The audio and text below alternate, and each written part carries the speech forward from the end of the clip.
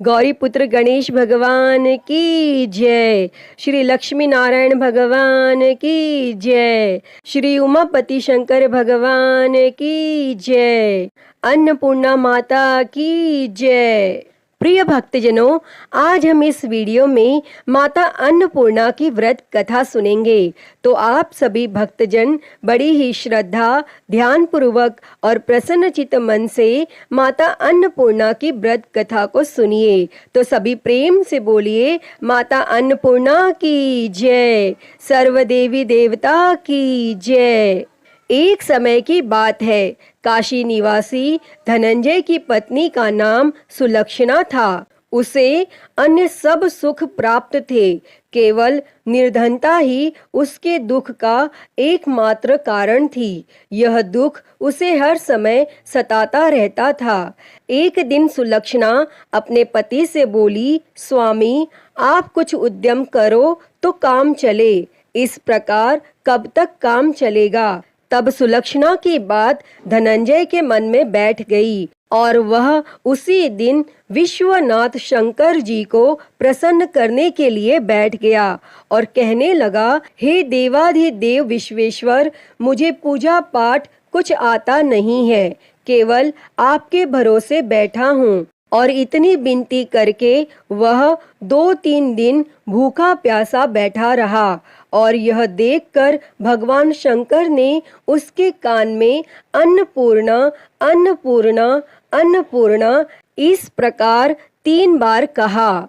और यह कौन क्या कह गया? और इसी सोच में धनंजय पड़ गया कि मंदिर से आते ब्राह्मणों को देखकर पूछने लगा, पंडित जी, अन्नपूर्णा कौन है? तब ब्राह्मणों ने कहा, तू अन्न छोड़ बैठा है, सो तुझे अन्न की ही बात सूझती है। जा घर जाकर अन्न ग्रहण कर।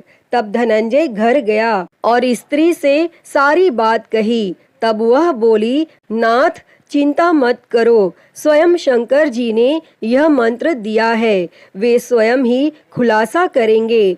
आप फिर जाकर उनकी आराधना करो। तब धनंजय फिर जैसा का तैसा पूजा में बैठ गया। रात्रि में शंकर जी ने आज्ञा दी और कहा, तू पूर्व दिशा में चला जा। और वह अन्नपूर्णा का नाम जपता जाता और रास्ते में फल खाता, झरनों का पानी पीता जाता। और इस प्रकार वह कितने ही दिनों तक चलता गया और वहां से उसे चांदी सी चमकती वन की शोभा देखने में आई, सुंदर सरोवर देखने में आया। उसके किनारे कितनी ही अप्सराएं झुंड बनाए बैठी थी।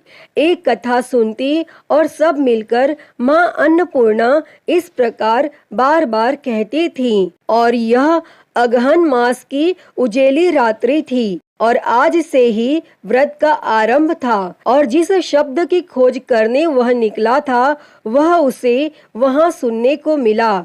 तब धनंजय ने उनके पास जाकर पूछा, हे देवियों, आप यह क्या करती हो? तब उन सब ने कहा, हम सब माँ अन्नपूर्णा का व्रत करती हैं। तब धनंजय ने पूछा, व्रत पूजा करने से क्या होता है? यह किसी ने किया भी है? इसे कब किया जाए? कैसा व्रत है ये और कैसी विधि है? मुझे भी विस्तार से बतलाओ। तब वे कहने लगी, इस व्रत को सब कोई कर सकते हैं। 21 दिन तक के लिए 21 गांठ का सूत लेना चाहिए। 21 दिन यदि न बने तो 1 दिन उपवास करें। यह भी न बने तो केवल कथा सुनकर प्रसाद लें। निराहार रहकर कथा कहें और कथा सुनने वाला कोई न मिले तो पीपल के पत्तों को रख सुपारी या घृत कुमारी वृक्ष को सामने कर दीपक को साक्षी कर सूर्य, गाय, तुलसी या महादेव को बिना कथा सुनाए मुख में दाना न डाले। यदि भूल से कुछ पड़ जाए तो 1 दिवस फिर उपवास करें और व्रत के दिन क्रोध न करें और झूठ न बोलें। तब धनंजय बोला, इस व्रत के करने से क्या होगा? तब वे कहने लगीं, इसके करने से अंधों को नेत्र मिले, लूलों को हाथ मिले, निर्धन के घर धन आए, बांझी को संतान मिले, मूर्ख को विद्या आए। और जो जिस कामना से व्रत करे, माँ उसकी इच्छा पूरी करती हैं। तब धनंजय कहने लगा, बहनों, मेरे पास भी धन नहीं है, विद्या नहीं है, कुछ भी तो नहीं है। मैं तो दुखिया ब्राह्मण हूँ, मुझे इस व्रत का सूत दोगी?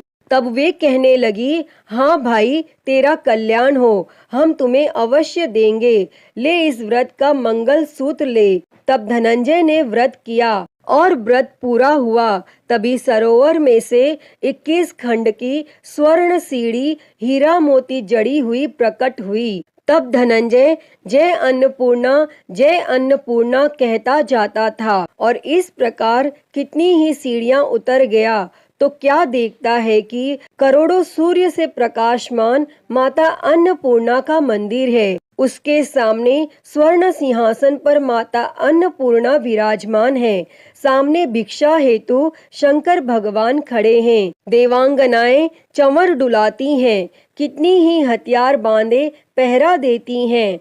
तब धनंजय दौड़कर जगदम्बा के चरणों में गिर गया। तब देवी उसके मन का कलेश जान गई और धनंजय कहने लगा, माता, आप तो अंतर्यामिनी हो, आपको अपनी दशा क्या बताऊं? तब माता बोली, मेरा व्रत किया है, जा संसार तेरा सत्कार करेगा। तब माता ने धनंजय की जीवा पर बीज मंत्र लिख दिया और अब तो उसके रोम रोम में विद्या प्रकट हो गई। इतने में क्या देखता है कि वह काशी विश्वनाथ के मंदिर में खड़ा है और माँ का वरदान ले धनंजय घर आया और सुलक्षणा से सब बात कही और माता जी की कृपा से उसके घर में संपत्ति उमड़ने लगी और छोटा सा घर बहुत बड़ा गिना जाने लगा।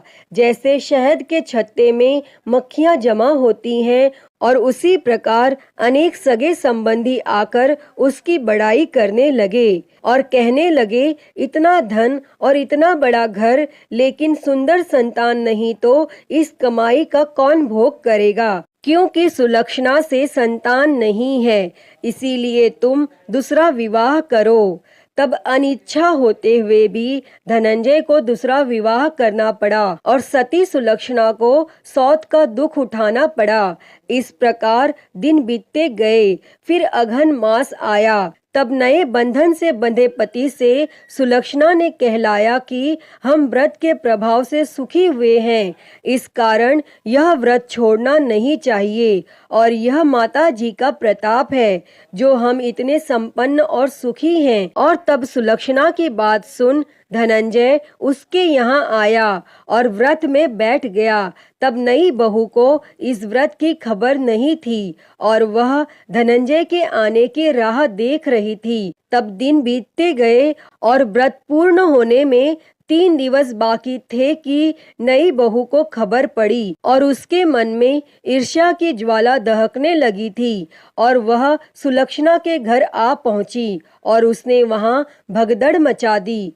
तब वह धनंजय को अपने साथ ले गई। तब नए घर में धनंजय को थोड़ी देर के लिए निद्रा ने आ दबाया और इसी समय नई बहू ने उसके व्रत का सूत तोड़कर आग में फेंक दिया। अब तो माता जी का कोप जाग गया और घर में अकस्मात आग लग गई, सब कुछ जलकर खाक हो गया। तब सुलक्षणा जान गई और पति को फिर अपने घर ले आई। तब नई बहू रूठ कर पिता के घर जा बैठी और पति को परमेश्वर मानने वाली सुलक्षणा बोली, हे नाथ, घबराना नहीं, माता जी की कृपा अलौकिक है।